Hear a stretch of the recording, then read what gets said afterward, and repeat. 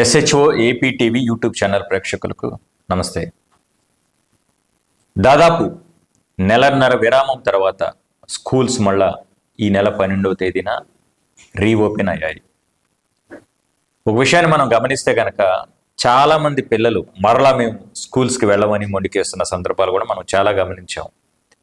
అసలు schools reopen అయిన తర్వాత పిల్లలు స్కూల్కి వెళ్ళమని చెప్పి ఎందుకు మొండికేస్తారు లేదా ఎందుకు మారం చేస్తారు అనే అంశం గురించి చర్చించేందుకు మనతో ఉన్నారు ప్రముఖ యంగ్ సైకియాట్రిస్ట్ డాక్టర్ ఎడ్ల చైతన్య. ముందు వారిని స్వాగతిద్దాం. నమస్తే డాక్టర్. నమస్తే మేడం.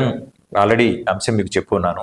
నేను కూడా కొంతమంది పిల్లల్ని కళ్ళారు చూసా. దానికి ప్రత్యక్ష సాక్షి నా కుమార్తె కూడాను. స్కూల్స్ రీఓపెన్ అయ్యేసరికి స్కూల్కి వెళ్ళాలని చెప్పి మారం చేస్తున్నాం, మొండికేస్తుంది, ఏదో బుజ్జగిని చెప్పి స్కూల్కి పంపించాము.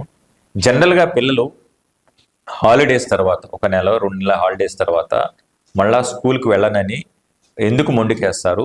ఇది సాధారణంగా జరిగే ప్రక్రియగానే భావించవచ్చా, లేదా దీంతో ఏమైనా మానసిక సమస్యలు లేదా మానసిక రుగ్మతలు ముడిపడి ఉన్నాయా? ఈ అంశం గురించి ముందు అసలు ఎందుకు గల కారణాలు ఏమిటి, దీని గురించి తెలియజేయవలసిందిగా కూర్చున్నాను madam. Okay, thank you so much అండి. అందరికీ నమస్కారం. స్కూల్ ఇప్పుడు మనం కూడా 7 days వర్క్ చేసి ఒక రోజు సండే హాలిడే దొరికితే సండే హ్యాపీగా రిలాక్స్ అవుతాం. మండే వెళ్ళాలంటే మనకు కూడా వెళ్ళబుద్ధి కాదు, కొన్ని రోజులు సెలవు పడదాం అలా అనిపిస్తుంది. అలాగే చిన్నపిల్లలు కూడా ఒక నెల రోజుల పాటు హ్యాపీగా హాలిడేస్ ఇంట్లో ఉండి ప్రశాంతంగా రోజు ఇష్టం వచ్చిన టైంకి లెగవడం, ఇష్టం వచ్చింది తినడం, ఒక డైలీ రొటీన్ అనేది లేకుండా హ్యాపీగా టీవీ చూడటం, ఆడుకోవడం, ఒక రొటీన్ ఏమీ లేకుండా హ్యాపీగా ఇండిపెండెంట్గా ఉండడం వాళ్ళకి అలవాటు అయిపోయింది. సో అలా అలవాటు అయిపోయేసరికి హ్యాపీగా అలా ఉండడానికే ఇష్టపడతారు. ఇప్పుడు నువ్వు సడన్గా స్కూల్కి వెళ్ళు అంటే వాళ్ళకి కొంచెం భయంగా అలా అనిపించి అందుకే కొంచెం మొండికేస్తూ ఉంటారు. సో ఇది మామూలే అండి, నార్మలే, అది పెద్ద ప్రాబ్లం కాదు. వాళ్ళని చిన్నగా ఇంట్రడ్యూస్ చేయాలి స్కూల్కి వెళ్ళడం. ఓకే, మీరేమన్నారంటే ఒకేసారి కాకుండా ప్రెషర్ చేయకుండా ఈ ప్రక్రియ అయితే మామూలు ప్రక్రియగానే భావించాలి, చిన్నగా అలవాటు చేయాలని చెప్తున్నారు. మరో విషయం ఏంటంటే ఇది అభద్రతా భావం అనుకోవచ్చు లేదా ఈ భయం అనుకోవచ్చు. ఇది పిల్లల చదువుపై ఏమైనా ప్రభావం చూపుతుంది. ఎందుకంటే నేటి పోటీ ప్రపంచంలో ప్రతి గంట కూడా చాలా ప్రతి సబ్జెక్ట్ లో కూడా పేరెంట్స్ చాలా ఇంపార్టెంట్ గా భావిస్తున్న నేపథ్యంలో సో ఇది ఎందుకంటే ఇది ఒకసారితో పోయేది కాదు కాబట్టి మరలా వచ్చే అవకాశం ఉంది కాబట్టి ఇది ఏమన్నా చదువులపై ప్రతికూల ప్రభావం చూపెట్టే అవకాశం ఉంటుందా? ఓకే, ఇప్పుడు మన పిల్లవాడు స్కూల్కి వెళ్ళాలంటే భయపడుతున్నాడు కదా, సో వాడిని ఏం చేయాలంటే ముందుగానే కొంచెం స్లోగా ఇంట్రడ్యూస్ చేయాలి. ఇప్పుడు ఒక వారం ముందు నుండే స్కూల్కి నువ్వు ఇంకో వారం నుండి స్కూల్కి వెళ్తావు అని చెప్పేసి ఒకే టైంకి పడుకోబెట్టడం, ఒకే టైంకి లేపడం, లేకపోతే స్క్రీన్ టైం చిన్నగా తగ్గించడం, అలా మనం బాబుని ట్యూన్ చేయాలి. దీనివల్ల చదువు మీద ఇంపాక్ట్ అవుతుందా అంటే ఇప్పుడు ఒక రోజు 2 రోజులు 3 రోజులు లేట్కి వెళ్ళడం వల్ల చదువు మీద ఇబ్బంది అంత ఏం ఉండదండి.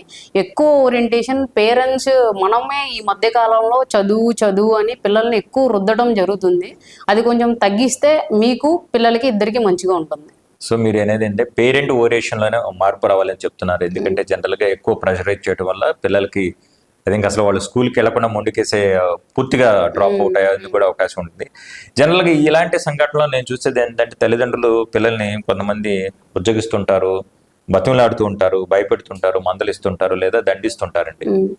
సో ఇలాంటి సిచ్యువేషన్ హ్యాండిల్ చేసేటప్పుడు మీరు ఇంతకుముందు చెప్పున్నారు స్లోగా ఒక ప్యాటర్న్ లాగా ఒక వారం నుంచి అలవాటు చేయాలని చెప్పారు. సో ఎలాంటి స్టైల్, పేరెంటింగ్ స్టైల్ లేదా ఇందులో ఉన్న పాటించాల్సిన పేరెంటింగ్ టిప్స్ గురించి కూడా తెలియజేయగలరు మేడం? ఇప్పుడు పేరెంటింగ్ స్టైల్ ఇప్పుడు డిఫరెంట్ పేరెంట్స్ డిఫరెంట్గా అప్రోచ్ అవుతారండి. ఎప్పుడైనా ఎక్స్ట్రీమ్స్ లో అప్రోచ్ అవ్వడం అనవసరం. అంటే ఇప్పుడు ఎక్కువగా తిట్టడం, అరవడం, లేకపోతే నిన్ను కొడతా అనడం, లేకపోతే విపరీతమైన పనిష్మెంట్స్ ఇవ్వడం కూడా అనవసరం. సో బాబుతో కానీ పాపతో కానీ స్లోగా స్మూత్గా హ్యాండిల్ చేయడం మంచిది. ఇప్పుడు స్కూల్కి రేపు ఒక వారంలో స్టార్ట్ అవుతున్నాయి, వారం ముందే అరే ఒక వారం నుండి స్కూల్ ఉందిరా, సో నువ్వు టైంకి నిద్రపోవాలి, స్క్రీన్ టైం కొంచెం తగ్గించాలి, స్లోగా ఒక వారం నుండి స్లోగా అలవాటు చేయడం, వాడితో మాట్లాడటం. ఇప్పుడు వాడు ఇవాళ వెళ్ళనన్నాడు, ఎరా ఎందుకు వెళ్ళాలంటున్నావు, భయం వేస్తుందా? నేను మా అప్పుడు కూడా స్కూల్కి వెళ్ళడానికి ఇలానే భయపడేవాడిని. ఏమున్నదిరా, బాగుంటుంది, నీకు మంచి ఫ్రెండ్స్ ఉంటారు, బాగా ఆడుకోవచ్చు. స్కూల్ అంటే చదువు అనే మన వాళ్ళు రుబ్బుతున్నారు, కానీ స్కూల్ అంటే చదివే కాదు. డిగ్రీ, ఇంజనీరింగ్, పీజీ పూర్తి చేసి కూడా ఉద్యోగాలు లేకుండా నిరాశగా ఉన్నారా? బ్యాంకు ఉద్యోగాలైతే బాగుంటాయి, కానీ పోటీ పరీక్షల శిక్షణ సంస్థల్లో ఫీజు మీకు భారంగా అనిపిస్తుందా? అయితే ఆలస్యం ఎందుకు? మన వెనిగండ్ల ప్రక్కనే ఉన్న కౌండిన్యపురంలోని కౌండిన్య ఐఏఎస్ అకాడమీలో హైదరాబాద్ నుండి అత్యున్నతమైన ఫ్యాకల్టీతో ఆర్థిక భారం మోయలేని వారికి సేవాభావంతో లాభాపేక్ష లేకుండా కేవలం మంచి ఫ్యాకల్టీతో అతి తక్కువ ఫీజుతో నిర్వహించబడుతున్న మన ఐఏఎస్ అకాడమీలో చేరండి, చేర్పించండి, ఉద్యోగం సాధించండి. వివరాలకు doctor EV Narayana, retired principal, TGPS college, Guntur, founder and chairman cum managing trustee, Guntur, Andhra Pradesh. Cell number 9966112933. స్కూల్లో గేమ్స్ ఉంటాయి, గేమ్స్ ఆడిస్తారు, మంచి ఫ్రెండ్స్ ఉంటారు, ఫ్రెండ్స్తో మాట్లాడుకోవచ్చు, ఇంకా వేరే ఆర్ట్స్ అలాంటివి నేర్పిస్తారు. అలా వేరే చెప్పి వాడితో స్లోగా వాడి డిస్కంఫర్ట్ ఏంటో మీరు అర్థం చేసుకొని వాడితో స్మూత్గా మాట్లాడి దాన్ని స్మూత్గా ట్యాకిల్ చేస్తే కొంచెం బెటర్ ఉంటుంది. ఎక్స్ట్రీమ్స్కి వెళ్ళడం ఎప్పుడూ మంచిది కాదండి. Excellent madam. ఇప్పుడు ఇలాంటి సిట్యువేషన్లో దాదాపుగా మీరు పేరెంట్స్ దాదాపుగా అందరూ వాళ్ళంతటి వాళ్ళే ఈ మీరు చెప్పినటువంటి సలహాలు సూచనలు పాటించేందుకు అవకాశం ఉందండి. సెల్ఫ్గానే చేయొచ్చు వాళ్ళు. ఎలాంటి సందర్భాల్లో ఇలాంటి కేసెస్లో సైకియాట్రిస్ట్ కానీ లేదా సైకాలజిస్టు రోల్ అవసరం అని మీరు భావిస్తున్నాం మేడం? ఇప్పుడు ఒక పిల్లవాడు ఒక వారం నుండి వెళ్ళట్లేదు, ఒక రోజు 2-3 రోజులు, అలా ఒక వారం దాకా అలా అయితే ఓకే. వారం 2 వారాలు మించి అసలు ఇంకా వెళ్ళనడం, లేకపోతే కోపము, చిరాకు, ఎక్స్ట్రీమ్స్లో వాడు చేయడము, తిట్టడము, లేకపోతే ఎక్కువగా కడుపుల నొప్పి, ఆ నొప్పి, ఈ నొప్పి అని సొమాటిక్ కంప్లైంట్స్ అంటారండి. అలా సొమాటిక్ కంప్లైంట్స్ చెప్పడం, చాలా భయం వేస్తుంది అనడం, ఎక్కువగా ఏడవడం, నిద్ర పట్టకపోవడం, ఆకలి తగ్గిపోవడం, ఇలా ఒక 2 వారాలు మించి ఒకటి ప్రవర్తనలో మార్పు కనుక ఉంటే అప్పుడు మీరు డెఫినెట్గా ఒక ప్రొఫెషనల్ హెల్ప్, ఒక సైకాట్రిస్ట్ హెల్ప్ దగ్గరికి వెళ్ళాల్సి వస్తుంది. మంచి ఒక సైకాట్రిస్ట్ దగ్గరికి వెళ్ళి మంచిగా హిస్టరీ చెప్పి డీటెయిల్డ్ అనాలిసిస్ చేసి దాన్ని తగ్గట్టు ట్రీట్మెంట్ తీసుకుంటే చాలా మంచిది. అద్భుతం మేడం. ఈ సబ్జెక్ట్ పూర్తిగా దానికి రెలవెంట్ కాకపోయినా మోరార్లెస్ దానికి రెలవెంట్గా మరొక ప్రశ్న అడుగుతాను మేడం.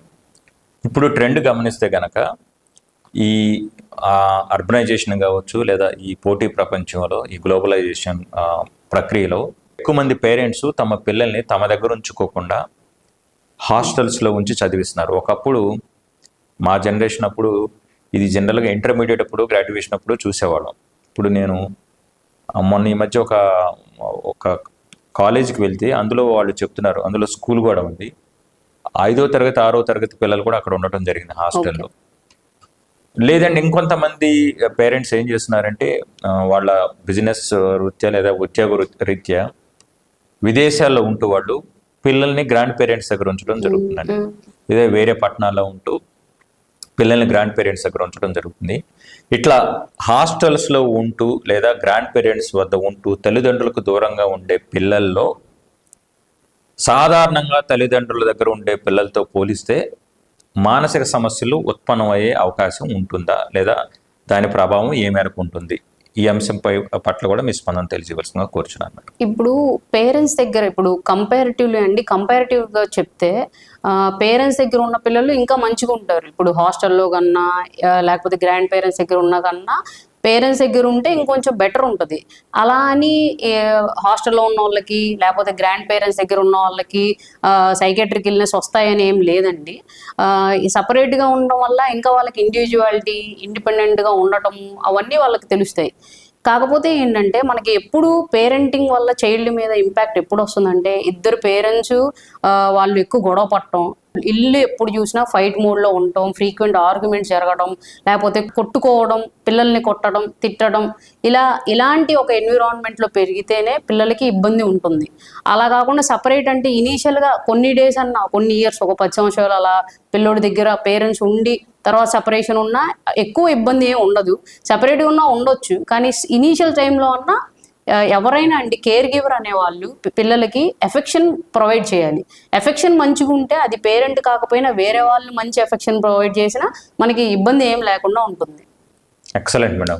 ముఖ్యంగా చాలా తక్కువ సమయంలో దాదాపు మంచి సమాచారాన్ని అందజేశారు మేడం. ఈ స్కూల్స్ రీఓపెన్ సందర్భంగా మేము అడిగిన వెంటనే నర్సరావుపేట నుంచి అలా వచ్చి గుంటూరు ఇచ్చేసి మీ స్పందన తెలియజేసినందుకు మీకు ధన్యవాదాలు madam. Thank you so much అండి.